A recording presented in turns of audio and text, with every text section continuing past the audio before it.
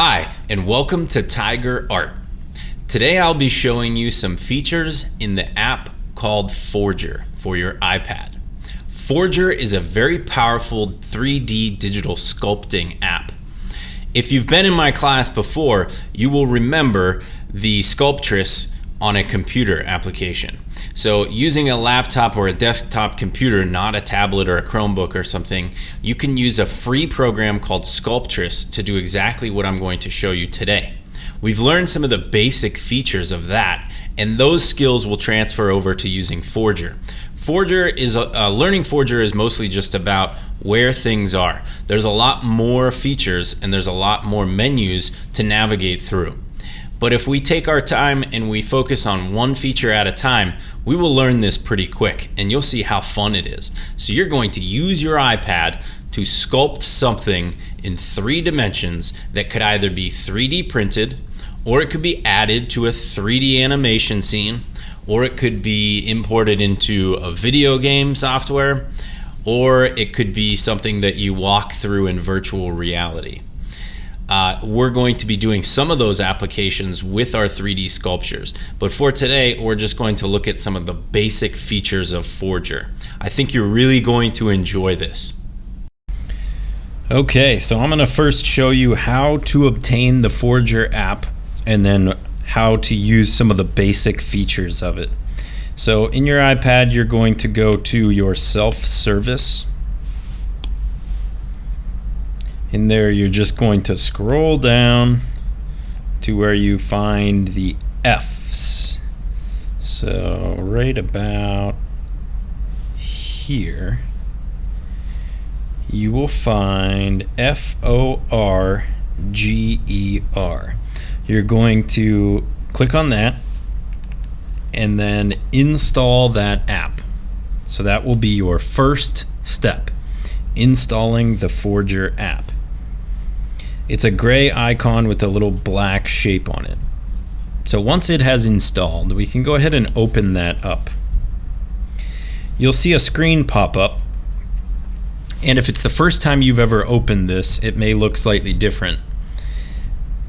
But really you want to start from a template, and that option is right in the center of your screen at the sphere. So we will only be starting from a sphere in this class. When you do that, you're going to see pop up in the center of your screen a sphere. There are some basic tools for moving your way around. So what this is a 3-dimensional object that you can edit, that you can kind of play with and move around a bit. Think of it like a ball of clay, but it's in virtual space. So by touching outside of the sphere and kind of dragging your finger around, or if you're using a stylus, you can orbit around your model. So I'm moving myself or my view around this to different directions. If you take 2 fingers and you either pinch them closer together or further apart, you can zoom in on your model or out. If you take 2 fingers and you touch the screen and you slide them, you can either move to the right or the left or the up or down. So depending on how you want to be viewing your model, using either 1 or 2 fingers and tap gestures like you would in any other program will be very helpful. There's a lot of icons on your screen. Most of all of these you don't really need to know about right now. I'll go over the only ones that you really need to know as we come to them. So the first one that I want you to be aware of is at the top of your screen it looks like 2 blue X's in a line. If for some reason that is not blue, then you have made some kind of mistake. So if those X's are blue, don't even touch this, because if you get something messed up, it would be very hard for me to explain what you have done to make it go wrong. All you need to know is that those should be on, and it should be like the x-axis of symmetry. That's it. So that should be on. That's a good thing. That's going to put a white line kind of through the middle of my ball of clay, and that makes sure that whatever I do to one side of this automatically happens to the other side. So it's going to cut my work in half. This is one of the really nice things about digital art. Going across the top of your screen, you have a scroll menu of brushes that you can use. The only ones that we're going to be using in the beginning are the standard, possibly the flatten, and possibly the one that says pull. That's about it. Maybe the smooth.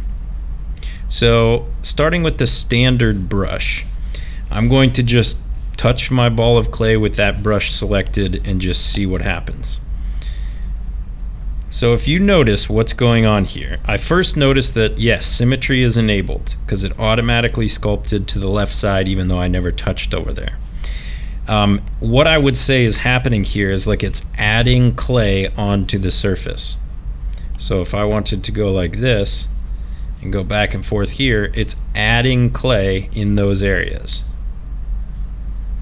So I can turn this into some kind of sculpture right off the bat, just knowing nothing, only using the standard brush. Well, what if I actually wanted to cut in? There's a button on the bottom left corner of your screen that has a plus and a minus on it. So I hold that with my left thumb, and if you hold that down and then touch on your clay somewhere, it does the opposite. So it has reversed from adding clay to actually subtracting or cutting into the clay. So you can see how those two operations are the opposite of each other. If you let go of the plus minus button, you will be back to adding clay. If you hold it down, you will be back to cutting in. So there will be times when you want to cut in, and there will be times when you want to add on the outside.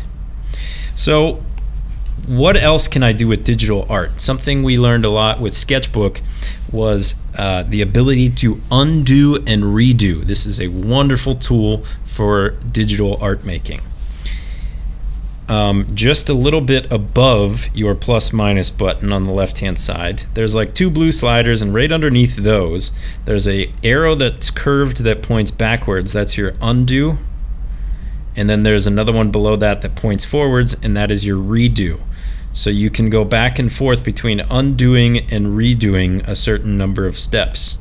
I haven't found out, I've never tried pushing it far enough to know exactly how many times you can undo or redo, but it's not infinite. So you might reach a point where you can't undo anymore, or you can't redo anymore. But you can get quite a few moves out of it. So when I touch outside of my clay, I'm moving around or orbiting around my view. When I touch on the clay, I'm doing something to it. When I hit undo, I'm undoing that operation. When I hit redo, I'm redoing the operation. So whatever the things that I'm doing, you can undo and redo and go backwards and forwards in time. So this is all cool so far, but if you look at every time I touch my screen, I see a little red circle if it's out here, or I see it, on the clay and it's actually making something happen to the clay. If I want that circle size to get bigger or smaller, like resize my brush, that is your top slider over on the side. So let's say I wanted to add clay, but I wanted to do it in a way that's much bigger. So if I wanted to add some kind of shape on here that is much larger, that would be where I would resize my brush. And if I wanted to kind of size it down, make that some kind of beak, cutting in. So now I have something going here. Really what today is about is kind of playing around a bit and just getting a feel for how do you operate, or how do you change and handle a 3D object on your two-dimensional screen. This can be a bit challenging if you've never done anything like this before. I know that. So that's why my expectations are pretty low. I'm not expecting you to come up with the most grand, wonderful thing in the world today. You might, though. You'll find that this is easier than you think. The reason why I say my expectations are low is because really I'd prefer if you were in the room with me. And that way I could look at what you're doing and help you through it step by step. But that's just not the way that this is going to go because we're doing this remotely. So in the circumstances that we're in, I think we're going to do just fine. But we're going to take it kind of slow. So touching outside is how you move around. Touching on the clay is how you sculpt. You can either add clay using a standard brush, or you can use your plus minus button to subtract clay. And you can make whatever it is that you want right now. I'm not going to tell you what you need to make because I don't want to stress you out over logistics and figuring out exactly everything all at once. I just want you to enjoy how much fun it is to sculpt with a tool like this. Because it really is. That's what it's all about. It's an enjoyable experience to be able to do something like this. And we're very lucky and blessed that we have access to these tools. So we should use them and we should enjoy what we can do with them. So I'm just kind of making this weird looking creature here. And a lot of times that's what I end up doing if I just sit down and try sculpting something. I try making some kind of character.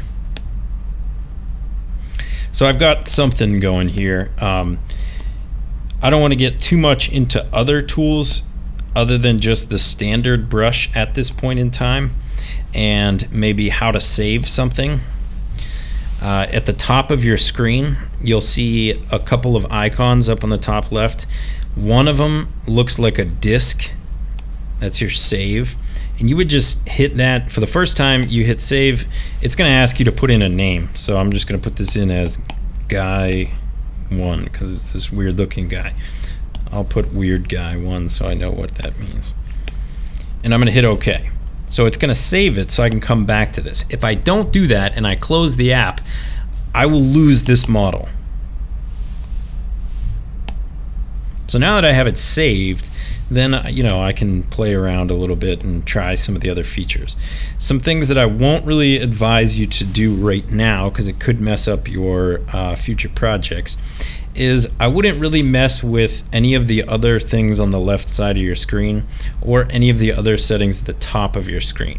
Just to keep it simple for now, I would just experiment, see what you can do with standard brush and the plus minus button held in to invert that and see what you could come up with. Be sure you don't make this common mistake where you just edit the front of this object and you don't do anything to the back, so it's still just a ball.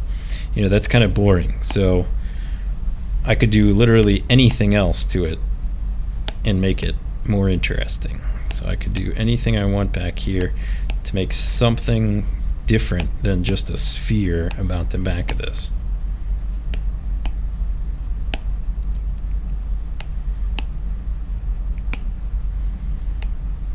You don't need to worry too much about